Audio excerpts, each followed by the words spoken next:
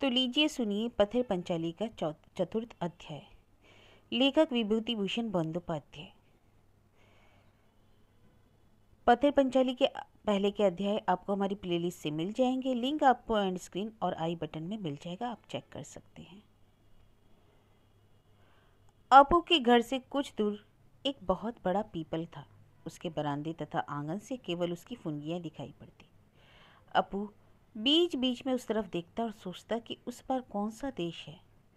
शायद वह उन देशों के राजकुमारों की कहानियां अपनी माँ से सुना करता था। बहुत दूर की बातों में उसका बचकाना मन विस्मय और आनंद की भावना से भर उठता था। एक चील आसमान में उड़ रही है। वह ज्यों-ज्यों उड़ती जाती त्यों-त्यों छोटी और छोटी होती जाती और धीरे धीरे वह आकाश में लुप्त हो जाती है। जब इस प्रकार चील उसकी दृष्टि के बाहर हो जाती है तो वह एक छलांग में रसोई घर के बरामदे से कामकाज में लगी हुई माँ से लिपट जाता है और माँ कहती थी, अरे अरे यह क्या कर रहा है, छोड़ छोड़, देखता नहीं हाथ झूठे हो रहे हैं। छोड़ दे राजा बेटा, मेरे मुन्ने, देख तुम्हारे लिए झींगा मछली तल रही हूँ। तुम्हें झींगा बहुत पसंद है ना, शरारत मत करो, छोड़ो। खाने के बाद दोपहर के समय माँ कभी कभी खिड़की के किनारे आंचल बिछाकर लेटती थी और फटे हुए काशीदास के महाभारत को सुर के साथ पढ़ती थी। मकान के पास अपू पास ही बैठकर कंचे खेलता या लिखता, मन लगाकर माँ का महाभारत पाठ सुना करता। माँ दुर्गा से कहती थी, एक पान तो लगा दे। और उधर अपू कहता था, माँ उस कंडा बीनने वाली की कहानी सुनाओ। कंडा बीनने वाली कौन सी कहानी? अच्छा, वह हरिहोर की कहानी। वह महाभारत में थोड़ी है, वह तो आनंदा मंगला में। और फिर माँ उसे भी सुर में गाकर सुनाने लगती। अपू फौरन ही माँ के मुंह के पास हाथ फैलाकर कहता, माँ मुझे जरा पान तो दो। तब माँ बोलती कि यह पान तो बहुत कड़वा है। जंगले के बाहर बांस के जंगल की दोपहर की धूप से मंडित सेहुड़ आदि की झाड़ियों की ओर ताककर महाभारत विशेषकर कुरुक्षेत्र के युद्ध की बात सुनने में अपू अक्सर ही तल्लीन हो जाता था। माँ के मन से यह कथा सुनकर अपू का शिशु हृदय कभी कभी रो उठता, उसके आंखों में आंसू भर जाते। जब दिन ढलता था और माँ कामकाज से उठकर चली जाती थी तो वह बाहर आकर आंगन में खड़े होकर दूर से उस पीपल की ओर फिर से टकटकी बांधकर देखता रहता। उसे ऐसा मालूम होता जैसे कर्ण उस पीपल के उस पर आसमान के नीचे बहुत दूर मिट्टी में फंसे हुए पहियों को अब भी दोनों हाथों से खींचकर उठा रहा है और अर्जुन उस पर तीर बाण छोड़ रहे हैं। विपत्ति में फंसे मनुष्य को इस प्रकार मनुष्य की वेदना की अनुभूति उसे कभी कभी बहुत ही रुला डालती।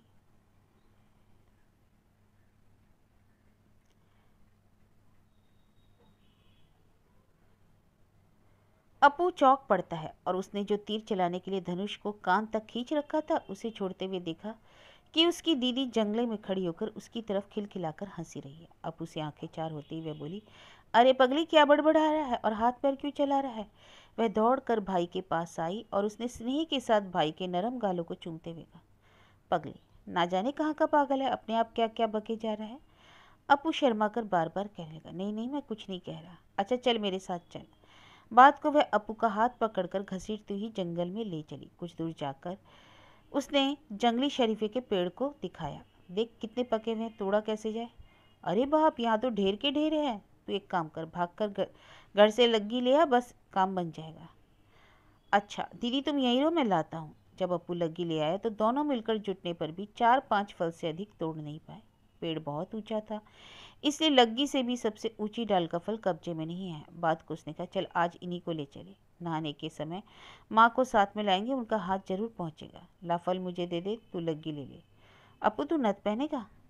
एक नीची झाड़ी के ऊपर एक लता में सफ़ेद कलियां लगी हुई थी। दुर्गा ने फलों को जमीन पर रख दिया और कलियां तोड़ने लगी। ले इधर आ, मैं तुझे नथ पहना दूँ।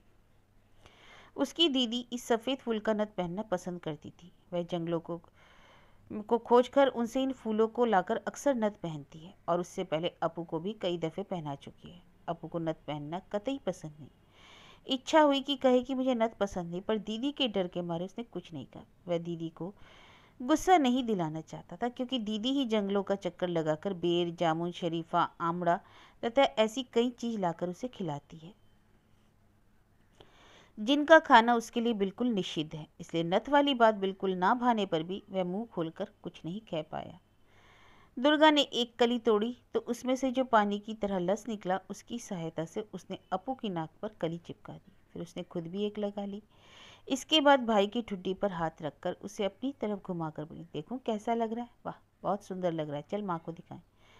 नहीं दीदी, अपू ने शर्मा कर कहा। घर आकर दुर्गा ने जंगली शरीफों को रसोई घर के फर्श पर रख दिया। सर्वजया रसोई कर रही थी, देखकर खुश होती ही बोली, ये कहाँ मिल गए? दुर्गा, उस लीचू के जंगल में, बहुत है, कल तुम भी चलो कि एकदम पके हैं, सिंदूर की तरह सुर्ख हो रहे हैं। अब तक अपू आड़ में था, उसने आड़ छोड़कर कहा, माँ देखो। अपू नथ पहनकर दीदी के पीछे खड़ा था। सर्वजया ने हंसकर कहा, अरे यह कौन है? यह तो मेरी पहचान में ही नहीं आता। अपू ने शर्म के मारे जल्दी से नाक की से कली उछाल लिया, बोला, यह दीदी ने पहना दिया। दुर्गा एकाएक बोल उठी, चलो अपू चल, कहीं डुगडुगी बज रही है, चल, जरूर बंदर नाच आया, देर मत कर। आगे आगे दुर्गा और पीछे पीछे अपू दौड़ते हुए घर से निकल पड़े। सामने की सड़क पर बंदर नाच नहीं, चीनीवास हलवाई मिठाइयों की फेरी लगाने आया था। उस मोहल्ले में उसकी दुकान है। इसके अलावा वह गुड़ और धान का अड़ाती है। पूंजी कम होने के कारण वह किसी तरह पनप नहीं पाया। थोड़े ही दिनों में लेने के देने पड़ गए। तब से वह सिर पर टोकरी रखकर आलू, परवल और कभी कभी फान की भी फेरी लगाता है। लोग आज ही से मीठी खील और संदेश खरीदेंगे। चीनीवास हरिहर राय के दरवाजे से गुजरने पर भी मकान के अंदर नहीं गया, क्योंकि वह जानता है इस घर के लोग कभी कुछ मोल नहीं लेते। फिर भी दुर्गा और अपू को दरवाजे पर खड़ा देखकर उसने पूछा, कुछ चाहिए क्या? अपू ने दीदी के चेहरे की ओर ताका। दुर्गा ने चीनीवास की ओर सिर हिलाकर कहा, नहीं। चीनीवास भुवन मुखर्जी के घर पर पहुंचा। वहां उसने मिठाइयों का थाल उतारा ही था कि घर के लड़कों ने से हो हल्ला करते हुए घेर लिया। भुवन मुखर्जी खाता पीता खुशहाल आदमी है। घर में 5-6 खलियान हैं। इस गांव में जमींदार तथा बड़े लोगों में आनंद राय के बाद उसी की गिनती है। उसकी स्त्री बहुत दिन में मर चुकी है। इस समय संजले भाई की विधवा स्त्री इस घर की मालकिन है। संजली बहू की उम्र 40 से ऊपर होगी। बहुत कर्कशा के लिए वह मशहूर है। संजली बहू ने एक मजे हुए पीतल के थाल में चीनीवास से मीठी खील, संदेश, बताशा आदि दशहरे की पूजा के लिए ले लिए। भुवन मुखर्जी के बाल बच्चे तथा उसका अपना लड़का सुनील भी वहीं खड़ा था। उन लोगों के लिए भी चीजें ली गईं। बात को संजली बहू ने देखा कि चीनीवास के पीछे पीछे दुर्गा और अपू भी सहन में आ गई। इसलिए उसने अपने लड़के सुनील का कंधा छूकर उसे जरा ढकेलते हुए कहा, जाना भीतर मकान में जाकर खा, यहाँ ठाकुर जी के लिए चीजें रखी हैं, कहीं उसमें झूठन ना गिर जाए, जा जा। चीनीवास सिर पर टोकरी उठाकर दूसरे घर चला। दुर्गा बोली, आजा अपू, चल देखे टुन्नू का घर। इन लोगों के सदर के दरवाजे के पार होते ही सजली बहू ने मुंह बनाकर कहा, देखा नहीं जाता, यह लड़की इतनी चटोरी है कि कुछ कहते नहीं बनता। अपने घर में चीजें खरीद कर खाए सो नहीं, दर दर मारी मारी फिरती है। आखिर जैसी माँ है, औलाद भी तो वैसी ही होगी। इन लोगों के घर से बाहर निकलकर दुर्गा ने भाई को आश्वासन देते हुए कहा, चीनीवास की चीजें 2 कौड़े की हैं। रथ यात्रा के दिनों में पिताजी से 4 पैसे लूंगी, तू और मैं दोनों, फिर हम लोग मीठी खीले खरीद कर खाएंगे। थोड़ी देर बाद अपू ने गहरे विचार के बाद कहा, दीदी दीदी, रथ यात्रा अब कितने दिन है? कई महीने बीत गए। सर्वजया भुवन मुखर्जी के घर के कुएं से पानी भर लाई। पीछे पीछे अपू माँ का आंचल पकड़कर उस घर में आया। सर्वजया घड़ा उतारकर बोली, तू इस तरह पीछे क्यों लगा है रे? घर का काम काज खत्म कर लूंगी तभी ना पनघट में जाऊंगी। काम करने क्यों नहीं देतेगा? अपू बोला, काम तुम उस जून कर लेना, तुम घाट में चलो। बात को माँ की सहानुभूति आकर्षित करने की आशा से उसने बहुत ही करुण स्वर में कहा, अच्छा, मुझे क्या भूख नहीं लगती? आज 4 दिन से खाने को नहीं मिला। नहीं मिला तो मैं क्या करूँ? धूप में फिर फिर कर बुखार बुला लेगा। बात कहूँ तो कोई सुनता नहीं। सारे काम पूरे करूँगी तभी ना घाट में जा पाऊँगी।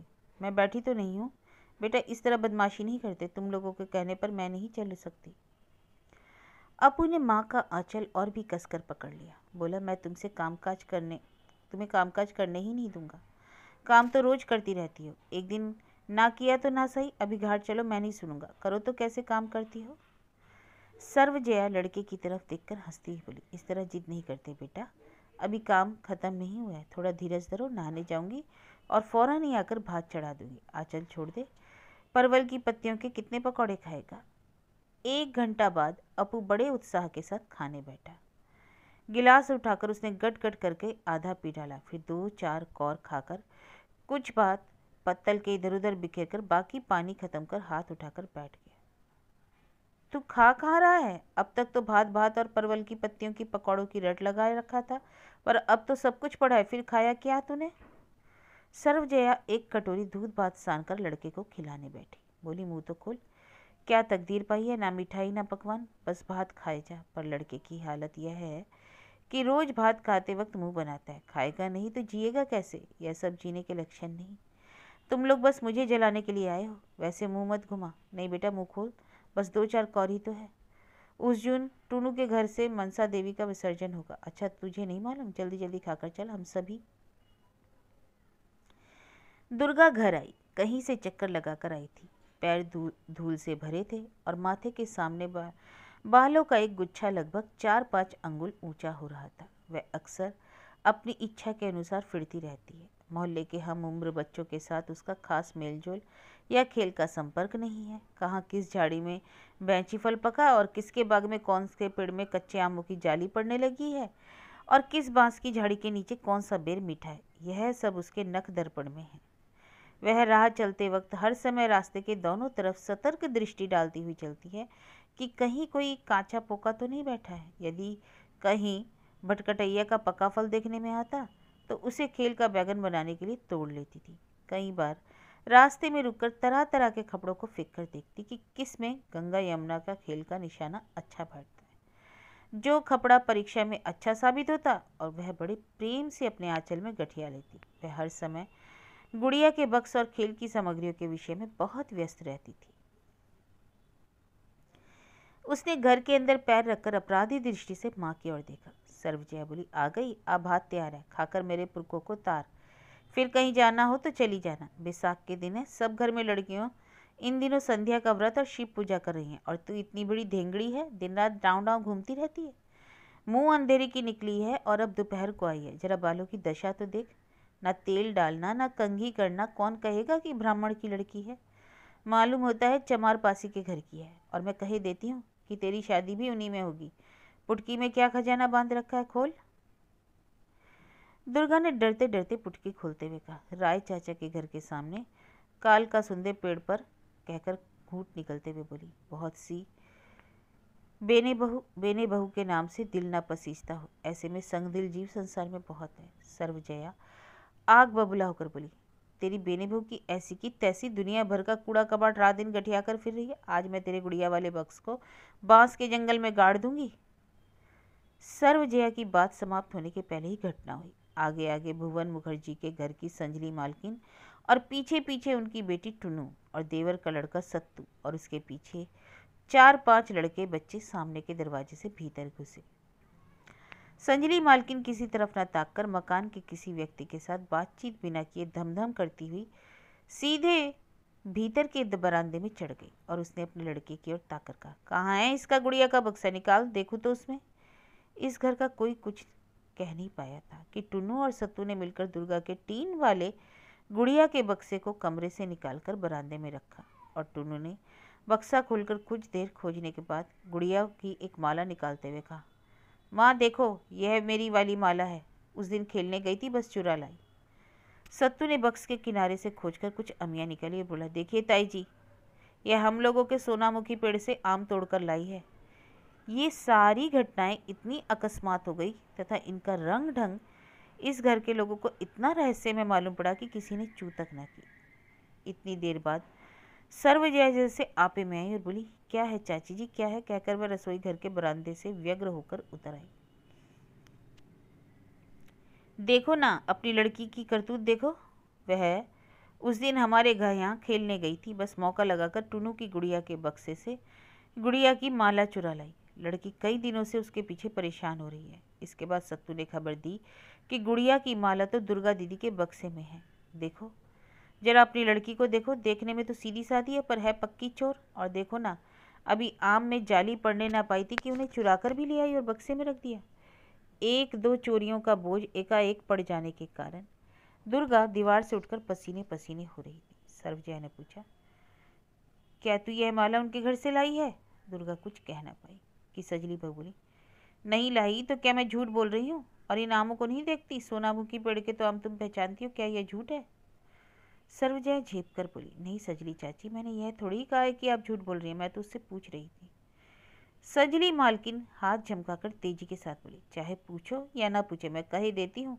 जब उसने इस उम्र में चोरी करने की विद्या सीख ली तो आगे चलकर कैसी होगी यह तो जग जाहिर है। चल सत्तू, अम्मियों को बांध ले और इस लड़की के मारे कोई बाग में आम देख ले तो। टुनू, तूने माला तो ले ली ना? और यह कुछ देखकर सर्वजया तैश में आ गई। झगड़े में वह पीछे रहने वाली नहीं थी। बोली, सजली चाची, मैं गुड़ियों की माला की बात नहीं जानती, पर इसने अमियाँ तोड़ी हैं या नीचे गिरी हुई उठा लाई, यह कोई इन पर लिखा नहीं है। और यह मान भी लिया जाए ले ही आई तो बच्ची ही ठहरी ना। सजली मालकिन तिल मिला गई। बोली, बातें तो बहुत बढ़ बढ़ कर रही है।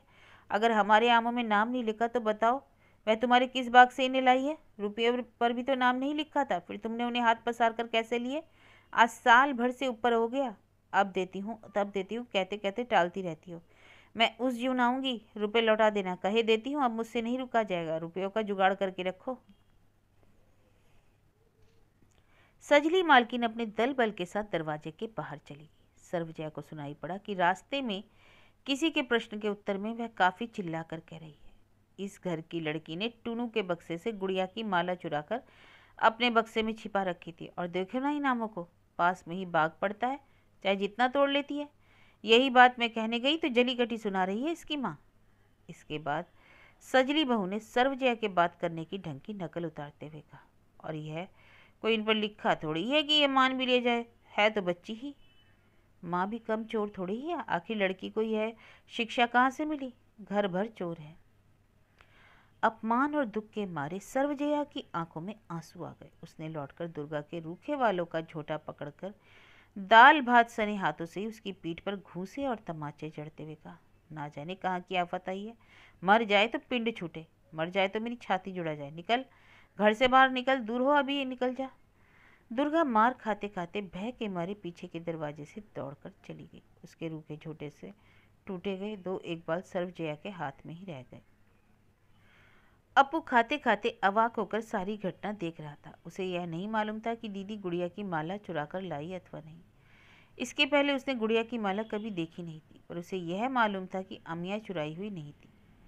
कल शाम को दीदी जब उसे साथ लेकर टुनू के बाग से आम बीनने गई थी तो सोनाबू की पेड़ के नीचे कुछ अमियाँ पड़ी हुई थी। दीदी ने उन्हीं को बटोर लिया था। कल से कई बार दीदी कह चुकी थी, ओ अपू, अब इन अमियों को बनाना है, ठीक है ना?